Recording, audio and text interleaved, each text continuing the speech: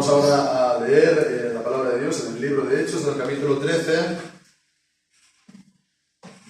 texto que ya también leímos la semana anterior. Estuvimos considerando los versículos cuando Pablo llega a Antioquía de Pisidia, entonces va a la sinagoga de los judíos y le invitan a hablar, lo estuvimos considerando. Y entonces vamos a leer ahora a partir del versículo 17, que es entonces el mensaje o la predicación que dio Pablo en la sinagoga.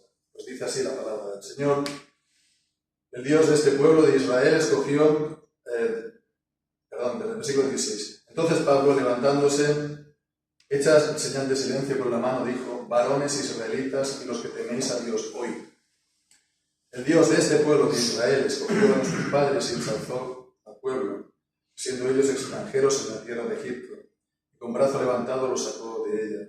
Y por un tiempo, como de 40 años, soportó sus costumbres en el desierto, y destruyendo 7 naciones en la tierra de Canaán, les repartió por suerte la tierra de ellas. Y después, como por 450 años, les dio jueces hasta el profeta Samuel.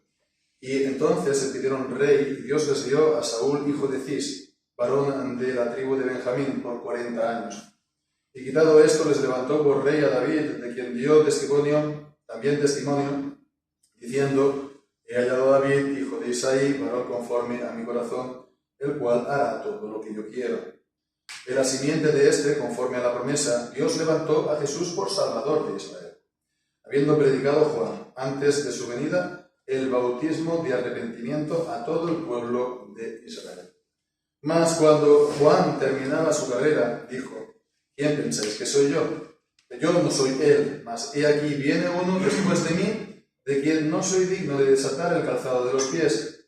Varones hermanos, hijos del linaje de Abraham, y los que entre vosotros temen a Dios, a vosotros es enviada la palabra de esta salvación, porque los que habitaban en Jerusalén y sus gobernantes, no conociendo a este ni las voces de los profetas que se leen en todos los sábados, condenándolo, las cumplieron.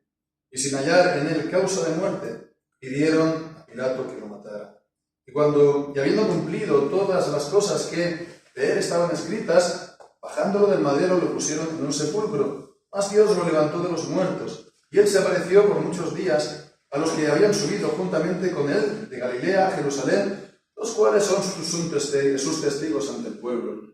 Y nosotros también nos anunciamos el evangelio de aquella promesa que fue hecha a los padres, la cual Dios ha cumplido a nosotros, hijos de ellos, resucitando a Jesús. Como también está escrito en el Salmo 2: mi hijo eres tú, yo te he engendrado hoy. Y en cuanto a que lo levantó de los muertos para nunca más volver a corrupción, dijo así: os daré las misericordias fieles de David. Por eso dice también en otro salmo: no permitirás que tu santo vea corrupción.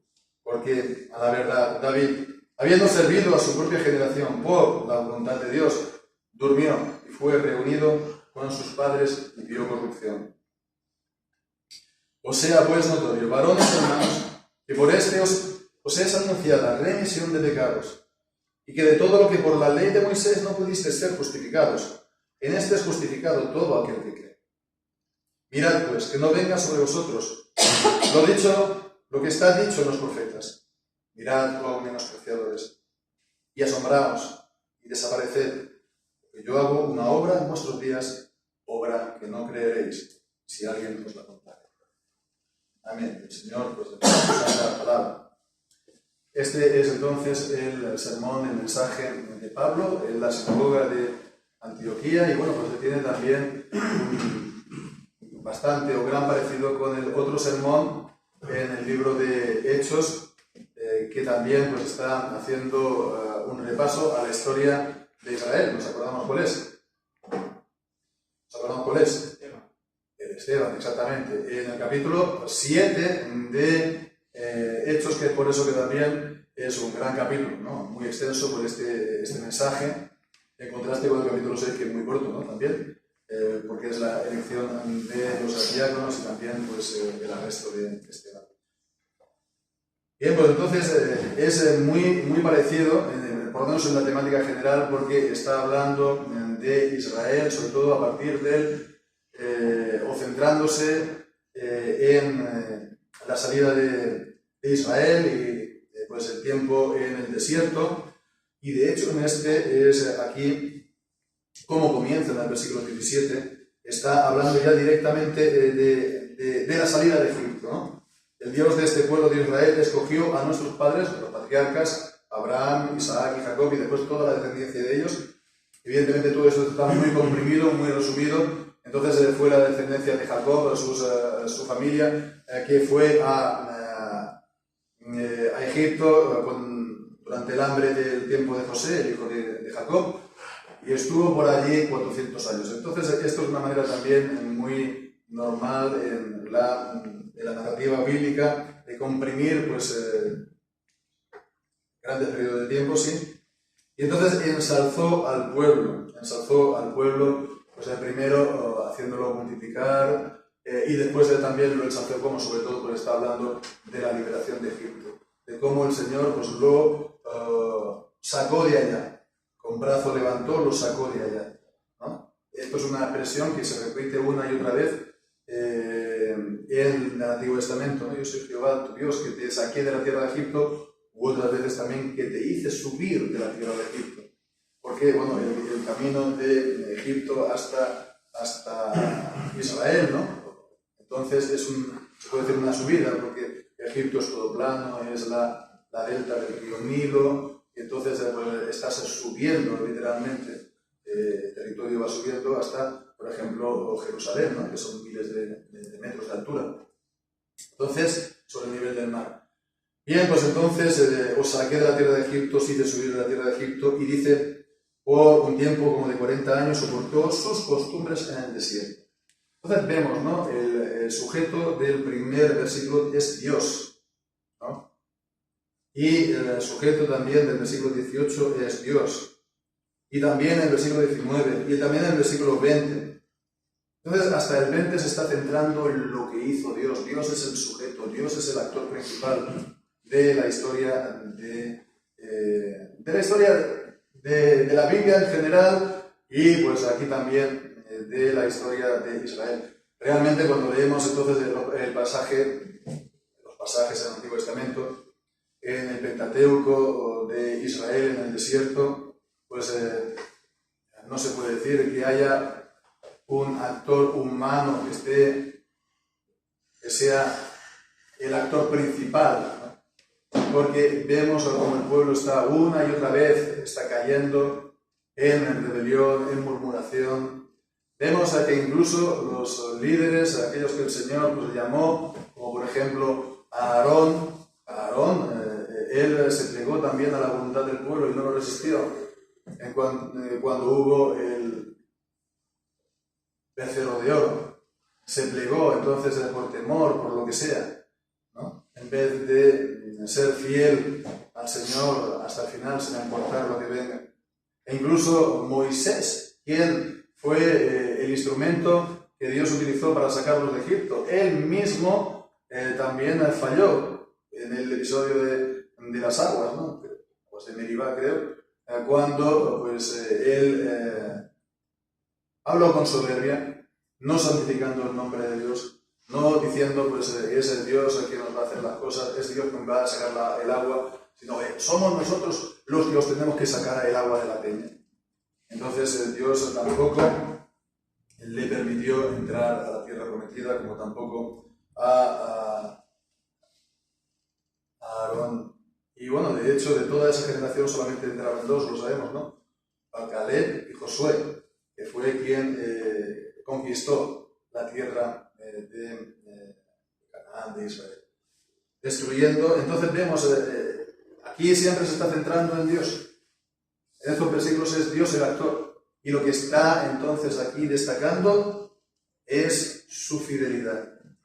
Es el que pasa el tiempo, pasa los siglos, y Dios sigue permaneciendo fiel, sigue permaneciendo a favor del pueblo, ¿no? Los destruyó 7 naciones en la tierra de Canaán, les repartió por suerte la tierra de ellas, ¿no? Por medio de Josué, siendo él ya un anciano. El Señor le dio fuerzas para hacerlo, como también a Caleb, ¿no? Siendo un anciano le dio las fuerzas también para llevar a cabo grandes prodigios, grandes proezas en la conquista de su parte, de su porción heredada. Y fijémonos aquí en el versículo 20, porque es una cosa también interesante a subrayar, porque dice que después, como por 450 años, investió jueces hasta el profeta Samuel. Entonces, dos cosas en cuanto a este versículo, lo que aquí se nos está diciendo. 450 años ¿desde qué a qué? Desde el tiempo que va de la conquista con Josué, ¿no?, hasta el tiempo de Samuel. 450 años. Entonces, esto es algo importante en la Biblia, ¿no? Porque esto permite reconstruir la cronología de los acontecimientos de la Biblia. Porque por la historia incluso, secular, etc., no hay ninguna duda pues, en cuanto a las fechas de Saúl y David, ¿no? Ya a partir de David, de Saúl, Samuel, entonces está todo claro. Fue alrededor del año 1000 antes de Cristo. Imaginemos, 1000 años, ¿no?, antes de Cristo. Era cuando ocurrió todo lo que se nos dice acerca de David. Entonces, ¿esto qué significa? 450 años, esto es entonces el tiempo de la conquista, 40 años en el desierto, son 490 años, entonces aproximadamente 500 años, que va desde Saúl, David, hasta la salida de Egipto. Entonces esto sitúa la fecha del Éxodo en el año 1500. Y bueno, entonces hemos de aceptar esto, porque es palabra de Dios, y la palabra de Dios nos está aquí dando una instrucción, una enseñanza histórica, se puede decir, y entonces la palabra de Dios es verdad. Todo lo que dice es verdad, en todo lo que dice. Por lo tanto, la palabra de Dios es verdad aquí, y no hay que entonces mirarlo con recelos. Esto en contraste con los estudios del Antiguo Testamento, de los seminarios, de los comentaristas, ideólogos, etc. Porque la gran mayoría de ellos, pues entonces, lo que dicen es, abogan lo que se conoce como la cronología corta. La cronología corta es poner la conquista la salida de Egipto por allá del año 1200. ¿Y esto cómo? Pues en base a datos de la, comillas, de la historiografía secular, ¿no? Pero evidentemente estas cosas dependen también mucho cómo los datos que hay se interpretan, ¿no? Entonces, la cuestión es que, ya digo, la mayoría de ellos en el mundo de los estudios del Antiguo Testamento aboga por esa cronología corta que situaría el Éxodo en el año 1250 aproximadamente. Pero vemos, eso es realmente negar y corregir la palabra de Dios. La palabra de Dios es verdad en todo lo que dice, ¿no? Tu palabra es verdad, y no solamente entonces en cuanto a doctrina de salvación, que por supuesto también, sino en todo lo que dice. Si es palabra de Dios, porque Dios ha inspirado todas las palabras, todas las letras, hasta la última tilde, la última coma. Bueno, no coma, pero sí el último guión, ¿no? En fin, la cuestión es entonces esto uno, ¿no? La cuestión de la cronología, y después, por otra parte, ¿qué nos viene a la cabeza cuando leemos el periodo de los jueces? ¿No? ¿Cómo se conoce el libro de los jueces? Hay una frase que se repite en el libro de los jueces, ¿no?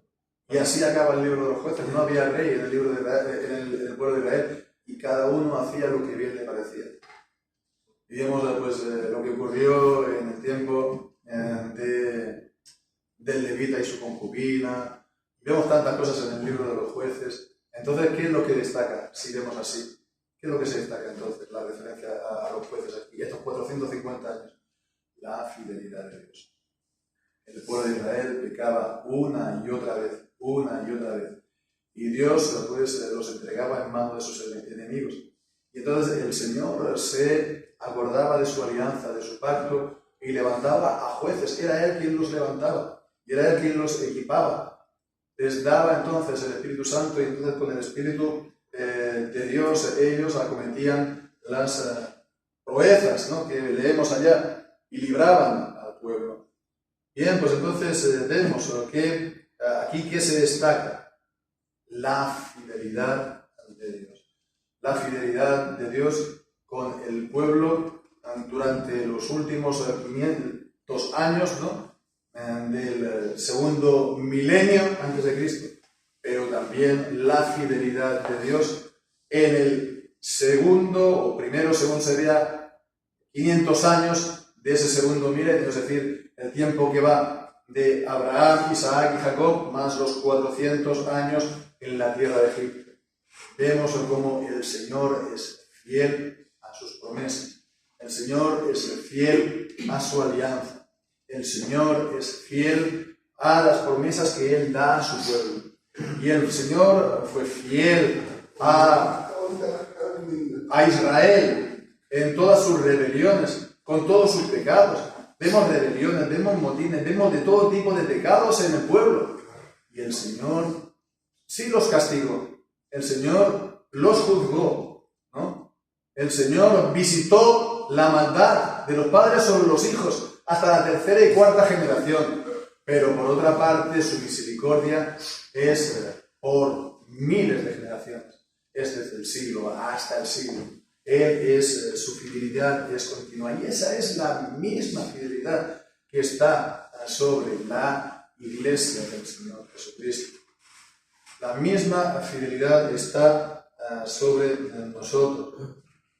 Porque el Señor Jesucristo nos dice: toda potestad me es dada en los cielos y la tierra, ¿no? Y he aquí, yo estoy con vosotros siempre, todos los días. No te dejo, no te desamparo, ¿no? Y entonces, como se dice en, creo que es 1 Timoteo, ¿no?, que si fuéramos infieles, Él permanece fiel. Él no puede negarse a sí mismo. A pesar de todas las infidelidades que hay, a pesar de los pecados que hay, a pesar de todas nuestras imperfecciones, ¿no?, que muchas veces es simplemente por imperfección humana, a pesar de todas las cosas, el Señor permanece fiel y su misericordia es continua sobre nosotros. Yo, Jehová, no cambio. Yo, Jehová, no cambio, dice en el profeta Malaquías. Por eso no habéis sido consumidos. Entonces, fijémonos en eso. Fijémonos en que Dios es el único actor en la Iglesia. Cristo es el único actor en la Iglesia. Pongamos nuestra confianza en Él, no los hombres. Maldito aquel que pone su confianza en el hombre y se apoya en brazo humano, ¿no?, como dice el Señor de los profetas. Pero hemos de confiar solamente en el Señor. Lo hemos cantado en el Salmo 25. Aquel que confía en Él no será jamás confundido. El Señor no va a hacer que vuelva su rostro avergonzado aquel que se confía en Él. Si no confiamos en los hombres, podemos realmente caer de nuestra confianza. Pero quien confía en el Señor, pues tendrá, como dice el profeta Isaías, nuevas fuerzas, correrá y no se cansará, caminará. Todo el que espera al Señor fuerzas tendrá, caminará y no se fatigará. ¿Cómo sigue? Correrá y no se cansará, caminará y no se fatigará. Entonces pongamos nuestra confianza en el Señor, que es fiel y promete a todos.